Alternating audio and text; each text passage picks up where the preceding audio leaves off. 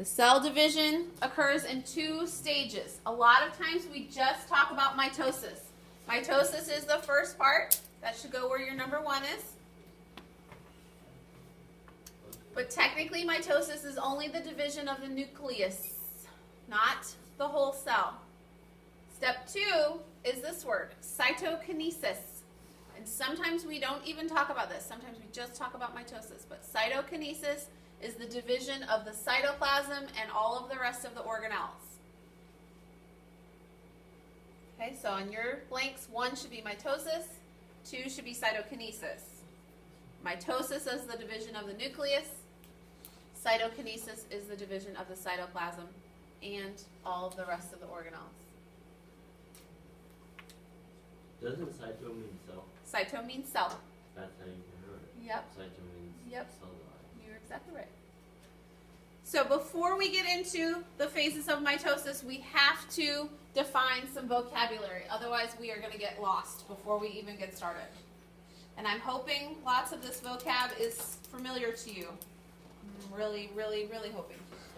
So far, we've said that DNA in a big jumble is called chromatin. Okay? And when it is in a big jumble, it is called chromatin.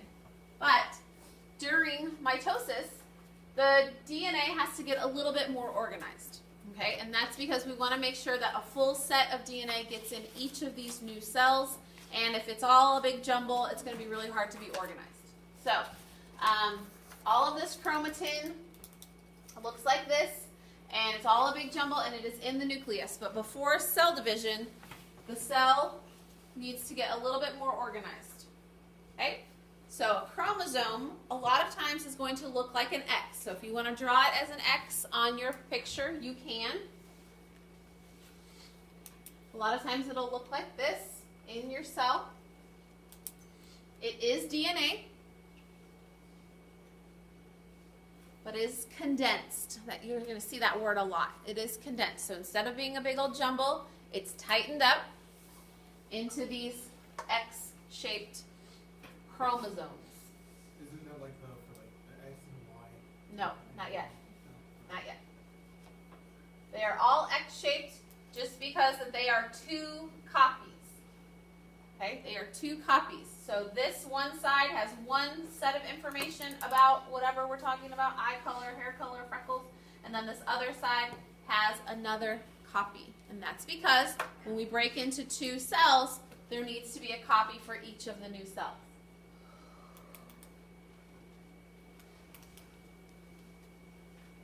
Okay, so chromosome, I would draw it as an X shape, and it is all of the DNA for the cell. Each chromosome has a matching pair.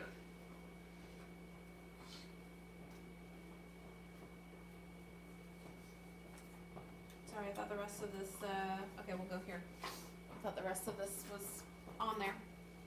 At a certain point in mitosis, before we get there, we are going to sometimes call one side of this a chromatid. So maybe you're just drawing pictures, I'm not sure. Maybe you're writing it out to yourself. Whatever is going to work for you so that you can remember the difference. This whole X shape is a chromosome. It is a chromosome that has already been duplicated. So that means that this is one set of information. This is another set of information.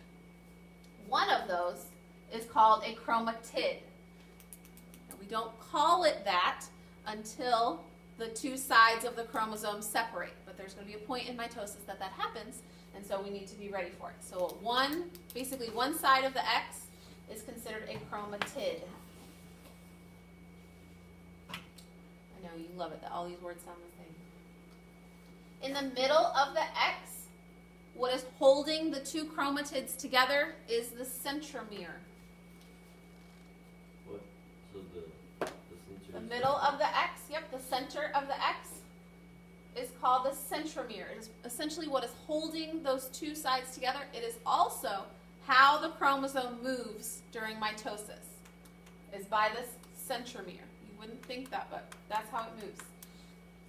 It gets guided from the middle. Is there Say that again. It holds it together. It holds it, yeah, the centromere holds both sides of the chromosome together. It is also how the chromosome is guided or moved during mitosis.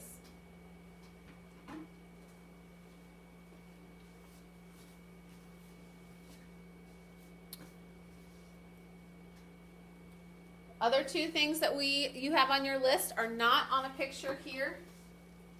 Maybe I can find them on a picture. There they are. Don't worry about all of these words. I just want to focus here. Okay, we had these on our first picture of the animal cell. We said they look like I think they look like little soup cans. Sometimes they look like bundles of sticks if they're being drawn very detailed. But these are your centrioles. Okay, again, you may just want to be drawing pictures, but also writing what they do. The centrioles are very important in mitosis. They help guide the chromosomes to the right location. And you will see them in all of our pictures of mitosis because they help move the chromosomes to the right spot. Okay, then these little spider web looking things coming out of the centrioles, that is the spindle. What? The little hair thing? These little hair things, yep. Sometimes you'll see them moving all the way across the cell. They're sometimes called spindle fibers. The spindle is really important. The spindle is really what guides the chromosomes during mitosis. So the centromere of a chromosome will actually hook onto the spindle, and it is what guides the chromosome to the right place. Now, I know you're not really visualizing this, but it's important to know what all of these things are called so that when we go through the phases of mitosis, you're able to reference what I'm talking about. Move what? The spindle moves the chromosomes during mitosis. And they look like little wispy fibers. When we see them under the microscope, you'll be able to see them. Okay, so you should have everything filled in up until the word mitosis. Do we need to go back to anything? Maybe you've got pictures, maybe you've got drawings.